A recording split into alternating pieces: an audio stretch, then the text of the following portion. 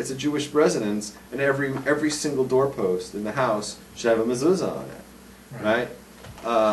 If it's a non-Jew, I believe it's better to have all of the doorposts have a mezuzah on it, but it's it's their place too. You know what I mean? So like, yeah, it might start a pogrom. Yeah, you might start a pogrom and all that stuff. So it's best to talk to a Rav on how to approach that. But a Jew, there's no heter for that. You know what I'm saying? A Jew, two Jews in a sharing a place together. Every door, everything has to have a mezuzah. And you're probably familiar with mezuzahs, seeing them a lot, because like when you did porn in the valley, it's all Jewish homes and there's mezuzahs everywhere. Because if you ever download any porn, you'll see mezuzahs in the house. I mean, it's unbelievable. You won't have any Jewish actors or actresses, but there'll be a kosher mezuzah somewhere. It's unbelievable. We won't be shooting any porn at my place. It'll be a house of Torah, not a house of porn. I saw a mezuzah last night on Breaking Bad. Really? There was a Breaking Bad had a mezuzah. Don't tell me that show has nothing Jewish in it. Why do you love that show? It's an amazing show. It's really, really exciting. It's intense. It's the most intense show. It's based in the same genre of The Sopranos. I was a huge Sopranos fan, and when Sopranos ended, I'm jonesing for some more Sopranos, and this is really like Sopranos Junior. And last night there was actually references, if you will, to who's in there? The Liquid Rav. Oh, he's in there? Yeah. Liquid Rav. It says it all begins with a goy roommate, first with the beard, then the Hamish address, then the mezuzah. Yeah, you're gonna get rid of the mezuzahs. So last night there was references to the Goodfellas and the Godfather. It's just like it's the new Sopranos. It's really dark.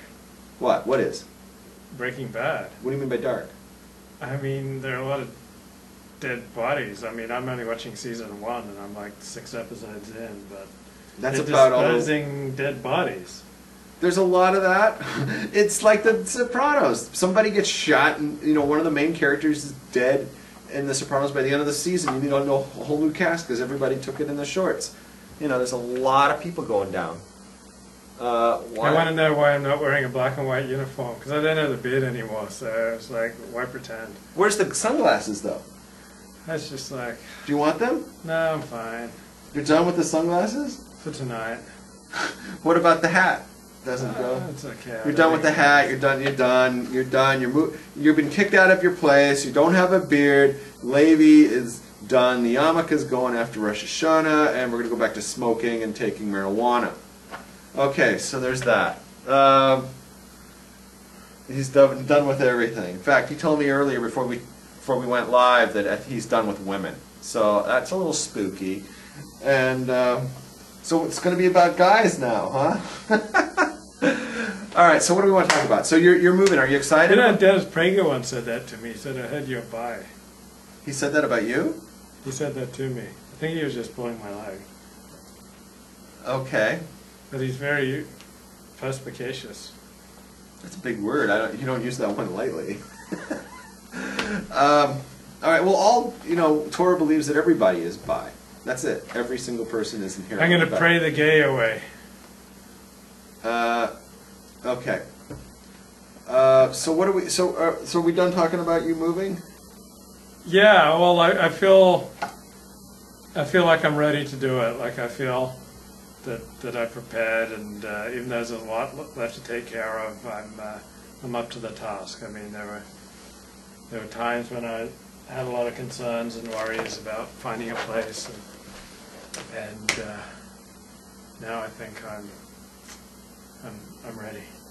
ready to grow up and move into a new place. A new place. Wow. Okay. The rent's going to be 50% more, so I'm going to have to.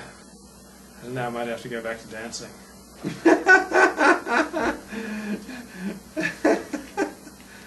All right.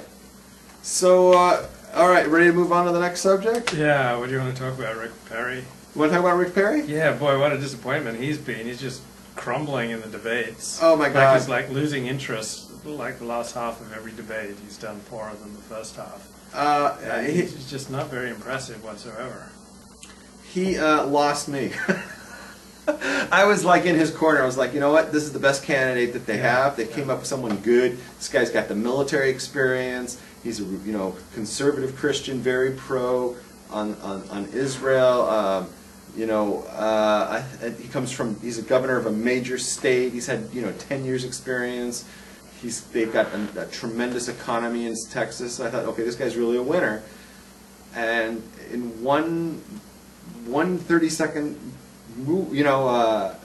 thing, he lost me. Which one? I did not know that in the state of Texas that they give a $100,000 tuition incentive to every foreigner to come enter America illegally and get a free education for their children. Unbelievable. Okay. What about us poor people in California? Can we get the same deal? What if I'm just a poor white boy or a poor Jew boy in California and I don't live in Texas? Can I have the same deal? Can I have $100,000 in free tuition if I come move to your state? If I just run the border? Or no, I have to do it illegally, so we're giving incentives to... So there's two problems with that. One is we're giving incentives to people to break the law, right? First of all, we don't want incentives for any more foreigners to come in here, period. Right? We're up to our ass in foreigners in this country. But if they're going to come, respect the law, right? Do it right. Get, whatever it is, the green card or whatever they get, and come to our country and be a productive citizen or whatever, and don't start tying us down for all of our benefits, right? But if you're going to disrespect our law and break in through here, we don't want you here. We can't afford you here. And to come in here and give these people a reason to do it by giving them, $100,000 free tuition, I have a major problem with that, because we want to discourage people from coming. We want to have people respect the law. We want to prevent illegal immigration, and we don't want illegal aliens here. That's why we support SB 1070. Build a wall, scoop up all the aliens, and throw them out of here, right? So what does he do? He's working against us. He's going against. He's part of the problem because he's giving them incentive to come across. So I was like, oh my God. But then it goes further than that. Then he turns around to the... And they said, well, what about that, Mr. Perry? Governor Perry, what do you think about that? And you know what he said? You don't have a heart. He said anyone who